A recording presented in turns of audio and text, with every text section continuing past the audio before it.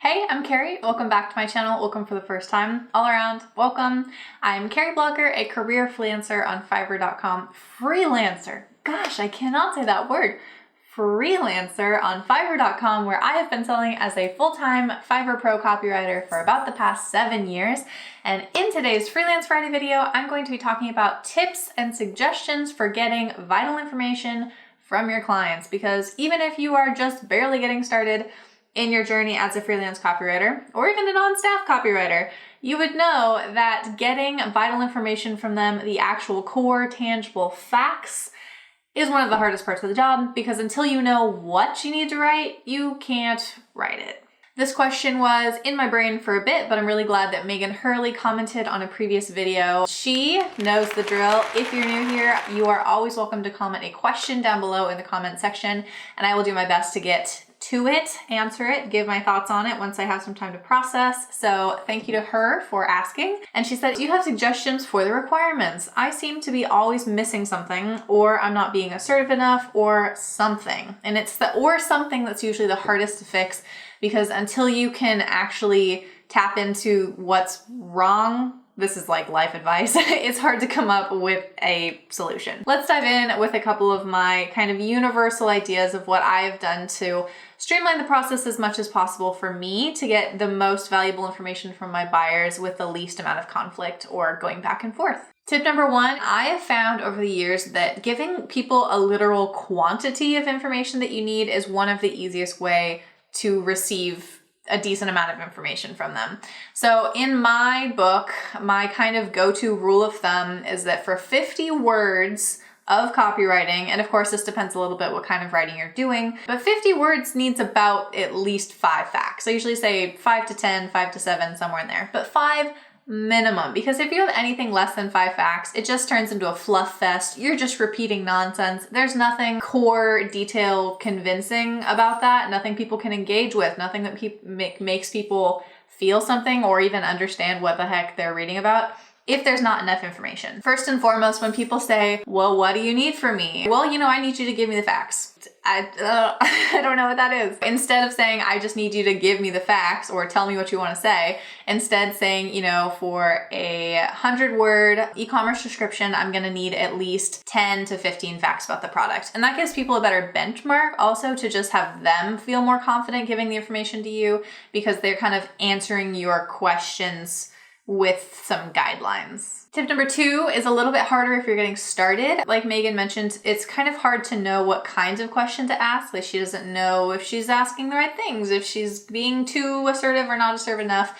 And so over time, I encourage you to kind of jot down a list of the questions that you constantly have to repeat asking. And again, this all depends on the kind of writing you're doing, the kind of clients you're working with, the individual products and projects, will need different information, of course. So it's kind of hard to make blanket general statements. But when you find yourself having to go back on, even 2, 3 orders and consistently ask them for little things like, what's your slogan? Maybe in your line of writing that's important to know, or maybe even include in the content. And if you need to continually keep asking them, what's your slogan? Then that needs to be worked into your requirements, because clearly it's coming up enough of the time that it's going to help your process. It's not going to hurt it by adding that as an extra question. So just keep a log, just jot down in a notes app or whatever, the things that you have to keep going back to clients to ask for more information. And sometimes it's not a trend, but sometimes it is, and you won't know. Go away. You're being noisy. Thank you. You won't know that that's a trend until you actually see it jotted down in your notes and see that pattern, and then you can address it. Related to that, and as I've mentioned in other videos, I strongly recommend that you go through the information that buyers submit to you immediately at the start of the order, or as immediately as you can in the terms of, having a life and a workflow and whatever. But it's really important that you go through that right away, because that's usually when the person is the most responsive, is when they have just placed the order. Sometimes they're even still online, and so I can ask for just a quick follow-up question before they inevitably disappear off the face of the planet and then check in with me 15 days later. And that immediate response is just the best way to get that extra information and clarification, double check anything, follow up, and make sure that they feel like you are committed to having the whole picture before you start writing. And again, this kind of comes down to your own personal philosophy. I am not a big revision person. I don't like doing revisions. I want to write it correctly the first time, and I want to do that with the complete picture. So for me, it's super important that I get the whole picture, all of the information up front, and I do not want to have to go back after I've delivered a first draft, ask them for more information, and then try to work it into the copy, because I feel like it doesn't create a cohesive, genuine, and truly convincing style, you know, all wrapped up into one. Tip 4, I am totally okay with people sending me exact competitor links and manufacturer links, especially with the kind of writing that I do primarily, which is a lot of e-commerce copy. I've realized that there's a lot of people selling the exact same thing, and so I'm obviously not going to copy, because most of the time it's terrible anyway, but I am going to source information from that. So if you can save your buyers even just a little bit of time and trouble, if that information is already somewhere else on the internet, there's really no reason for them to have to rewrite an entire brief for you when they could just give you a link. And I'm not saying I always get links. I'm not saying I even prefer links. I really don't. But if you have someone who's kind of hesitant to take the time to create a full brief for you, or doesn't even really know what they're doing or what their project is, I mean, in getting information from elsewhere is a good way to get around it. Again, it's kind of like a hack when people aren't being really helpful. You might be able to point them in that direction, and then they'll say like, oh yeah, I do realize that the manufacturer does have all this information for you. Here you go, take it and run with it. Tip 5, my favorite, is to hopefully prevent rambling. In my opinion, there's really 2 problems with buyer briefs. Client A doesn't give you anything helpful. They, I'm sure, think they think it's so straightforward that you can just read their mind and it'll all make sense. So they don't answer the questions. On the other side, client B gives you so much information that you don't even know where to start. Has so much going on that they really can't like dial it in, know what they want, and then that turns into usually kind of a not great situation because you delivered something good and they don't even know where their brain is. Okay, that was a little rude, Carrie.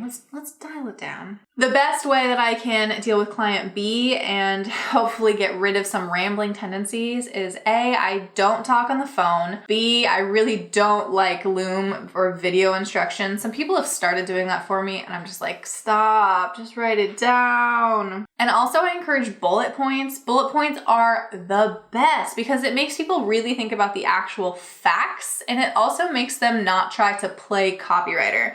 When people give me what they think are rough drafts, it kind of puts them in feeling like they're kind of wasting their time, which they are, and kind of gets them started on like well, if I wrote it, I would do it this way. And it's like, but you're not the copywriter and I am the expert and you're coming to me for a reason.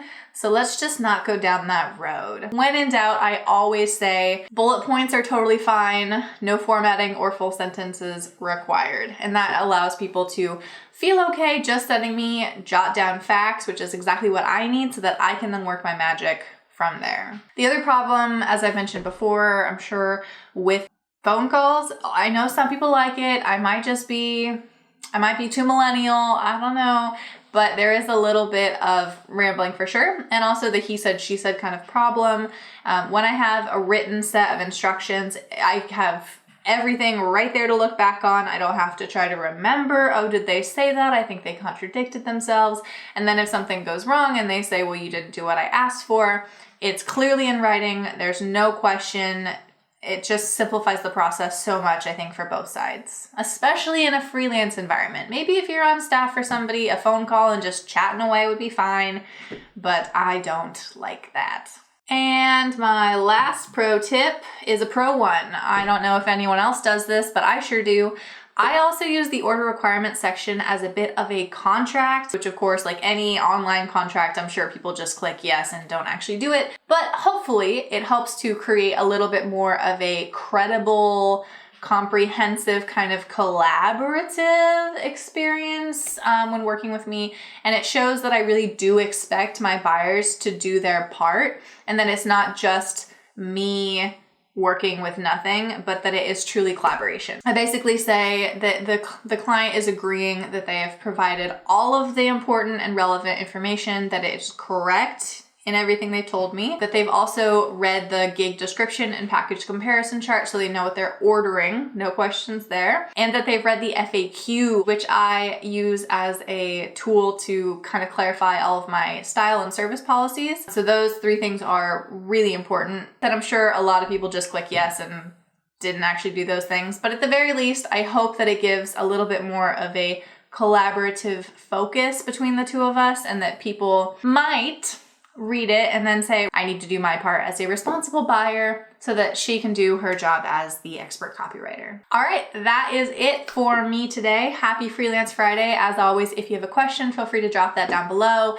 If you that's not how you say that. If you like this video, please be sure to like and subscribe. You're helping my teeny tiny channel grow little by little. And for now, let's get back to work.